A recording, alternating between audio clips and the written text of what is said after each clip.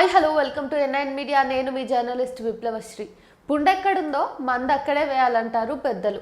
అప్పుడే అది తగ్గుతుంది. ఈ పని చేయకపోవటం వల్లే రాష్ట్రంలో ఇప్పుడు ఫుడ్ పాయిజనింగ్ ఘటనలు పునరావృతమవుతున్నాయి. ఫలితంగా విద్యార్థులు బలైపోతున్నారు. నారాయణపేట జిల్లా మాగనూరు జిల్లా పరిషత్ హై స్కూల్లో వారం రోజుల వ్యవధిలో 3 సార్లు మధ్యాహ్న భోజనం వికటించింది. మొత్తం 80 మంది పిల్లలు ఆసుపత్రి పాలయ్యారు. ఇలాంటి ఘటనలే రాష్ట్రంలోని పలు గురుకులాల్లో ఇటీవల చోటు చేసుకోవడం ఆందోళనకరం. మాగనూరు పాఠశాలకు సంబంధించి మొదటి ఘటన అశ్రద్ధ, నిర్లక్ష్యం వల్లే సంభవించిందని చెప్పక తప్పదు. పౌర సరఫరాల శాఖ సరఫరా చేసిన బియ్యాన్ని బాగు చేయకుండా, అంటే గ్రేడింగ్ చేయకుండా నేరుగా వండితే పురుగులు రాకుండా ఇంకేం వస్తాయంటూ ప్రశ్నిస్తున్నారు ఆహార నిపుణులు. అందువల్ల ఆ ఒక్క పాఠశాలే కాదు, తెలంగాణలోని మిగతా బడుల్లోని ఉపాధ్యాయులు, సిబ్బంది సైతం పిల్లలకు పెట్టే భోజనం విషయంలో ఎంతో జాగ్రత్తగా వ్యవహరించాల్సిన అవసరం ఉంది.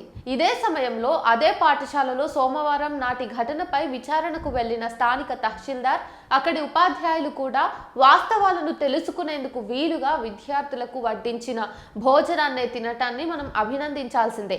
ఇదే శ్రద్ధ, చొరవతో అప్రమత్తంగా ఉండటం ద్వారా ఇలాంటి ఘటనలు పునరావృతం కాకుండా చూడాల్సిన బాధ్యత అటు ప్రభుత్వానిది, ఇటు ఉపాధ్యాయులది కూడా. ఇక గురుకులాల విషయానికి వస్తే, గత ప్రభుత్వ విధానపరమైన లోపాలు, నిర్ణయాలు నేటి రేవంత్ సర్కారుకు శాపాలుగా మారాయి.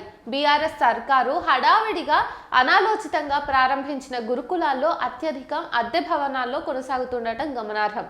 రాష్ట్ర వ్యాప్తంగా మొత్తం 1022 గురుకులాలు ఉంటే వాటిలో సగానికి పైగా, అంటే 660 అద్దె భవనాల్లోనే ఉన్నాయి.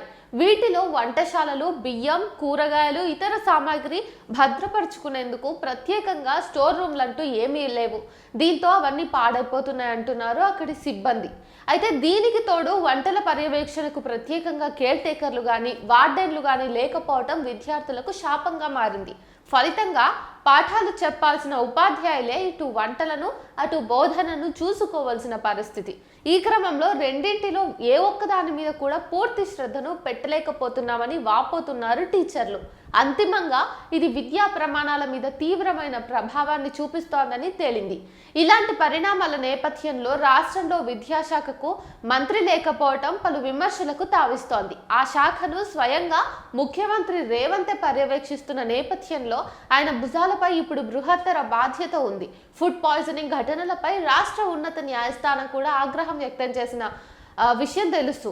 సీఎం నేరుగా రంగంలోకి దిగి సమస్యలకు గల మూల కారణాలను వెదకాలి. వాటి మూలాల్లోకి వెళ్లి పరిష్కారానికి చొరవ చూపాలి. గురుకులాలు, ప్రభుత్వ బడుల్లో చదువుకునే పిల్లలందరూ పేదలు, బలహీన వర్గాలకు చెందిన వారు కాబట్టి వారికి సమయానికి మధ్యాహ్న భోజనాన్ని అందించడమే కాదు, అది నాణ్యంగా ఉండేలా చూసుకోవాల్సిన బాధ్యత కూడా సర్కారుదే.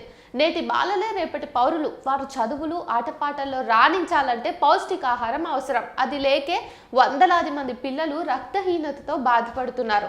ఈ విషయాన్ని సర్కారు గుర్తెరగాలి. ప్రభుత్వ బడులపై పక్కడ్బందీ పర్యవేక్షణ ఉండేలాగా చేయడం ద్వారా ఈ సమస్యల నుంచి విద్యార్థులను బయటపడేయొచ్చు. అందుకోసం విద్యారంగానికి చాలినన్ని నిధులు కేటాయించాల్సిన అవసరం ఉంటుంది.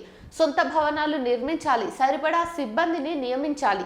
ఆ దిశగా సర్కారు ప్రయత్నాలు ప్రారంభించాలి. లేదంటే మాగనూరు లాంటి ఘటనలు మరిన్ని పునరావృతమయ్యే అవకాశం లేకపోలేదు.